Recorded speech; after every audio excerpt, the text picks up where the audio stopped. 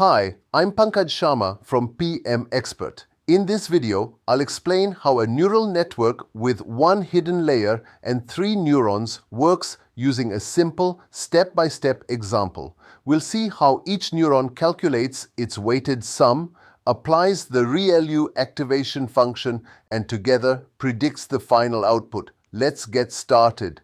Today, let's understand what actually happens inside the hidden layer of a neural network. Our example uses 3 input features: house size of 2,000 square feet, 3 bedrooms, and 5 years of age. Each hidden neuron receives all 3 inputs, but each neuron has its own unique set of weights and bias. Let's start with neuron H1.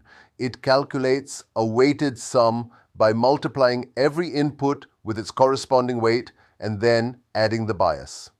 For H1, the calculation is 0.001 times 2000 plus 0.50 times 3 plus minus 0.20 times 5 plus minus 0.30, which equals 2.2. Next, the ReLU activation function is applied. Since 2.2 is positive, ReLU keeps it unchanged, giving an output of approximately 2.3. Now let's move to neuron H2.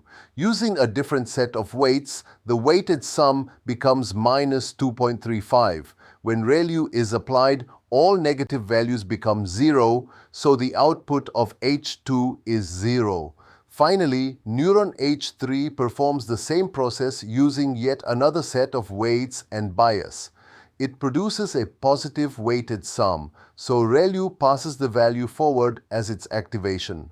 The output layer now combines these 3 neuron outputs using another set of weights, y equals 40 times H1 plus 25 times H2 plus 30 times H3 plus 50. Substituting the neuron outputs gives 40 times 2.3 plus 25 times 0 plus 30 times 1.8 plus 50 equals 196.